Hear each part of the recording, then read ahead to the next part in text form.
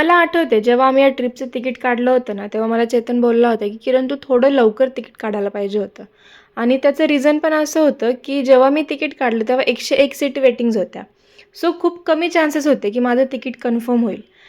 Even 8 दिवस आधी जेव्हा पण मी बघितलं होतं, जेव्हा आम्ही चेक केला होता, की आमचा तिकीट स्टेटस काय आहे, तेव्हा पण वेटिंगला 35 सीट्स होते. सो माझ्या मनातून असं झालं होतं, की नाही यार, माझी ही ट्रिप मे बी यावेळी नाही होऊ शकत. मी नेक्स्ट टाईमच करेन प्लॅन. आणि 2 दिवस आधी जेव्हा मला चैतन्यने कॉल केला आणि बोलला, की "चल तुझं तसं पण काही कन्फर्म दिसत नाही आहे मला. मी तुझं ते जे आहे तिकीट ते कॅन्सल करतो." सो मी म्हटलं, "हां, ठीक आहे, कर" म्हटलं. आणि अचानक त्या दिवशी माझं तिकीट कन्फर्म झालं.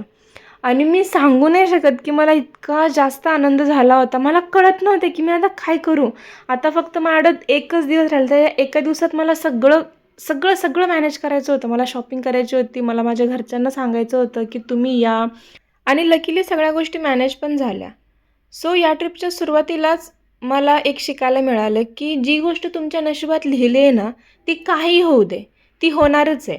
आणि मी असं का म्हणते, ते तुम्हाला माझ्या नेक्स्ट व्हिडिओमध्ये समजून जाईल. फायनली आपण आपल्या डेस्टिनेशनला पोहोचलोय आणि इथून पुढं काय होतंय हे बघण्यासाठी स्टे ट्यून्ड. बाय.